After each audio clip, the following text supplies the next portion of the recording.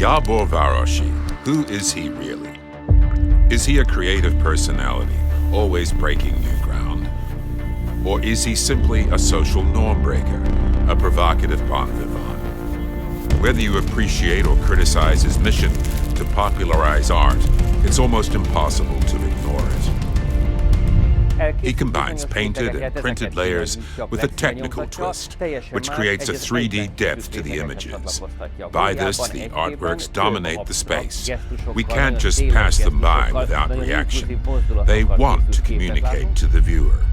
There's nothing conventional about Varosi. He's always finding new paths and definitely forces you to take a stand. According to his Ars Poetica, if an artist makes you relate to something, whether in a positive or negative way, that's an achievement in itself, because it inspires reflection. Varosi's work as an artist and his philosophical thinking were synthesized in the creation of the Poet's Garden. This building complex embodies the spirit of the Renaissance, where architecture, painting, sculpture can take the visitor on a multi-sensory journey, driven by emotion. Poet's Garden has set a new standard for European art. According to Varosi, aesthetics are function. He believes that in a sense, everyone is an artist, because the viewer becomes part of the artwork through their presence and interactivity. I was really honored to meet Gabor when he visited me in Los Angeles, and I got to know his amazing work. He's unbelievable Renaissance artist. I mean, he is doing amazing sculptures, paintings, architectural designs, and you name it.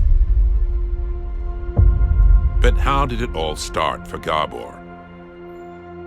His father, Laszlo, was a military officer of the Kadar era, and though he was strict, he was a warm-hearted person at the same time. Gabor's beloved mother, Anna, was a devoted caregiver who sacrificed everything for her children. Her second child was Gabor. Varosi's drawing skills were already apparent in his childhood, so he attended the Secondary School of Fine and Applied Arts, where he was top of his class. He became one of the first to be admitted to the University of Fine Arts, despite there being 30 times as many applicants as there were places available.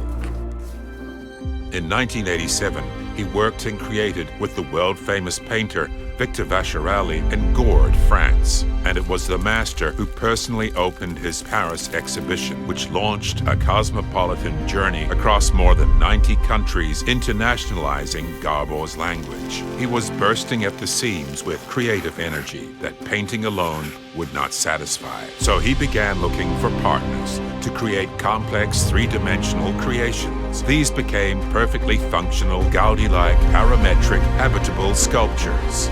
Following the projects of the Shambhala Home and Art Home in 2016, he was invited to be an artistic advisor in the concept plan of the Ethnographic Museum in Budapest.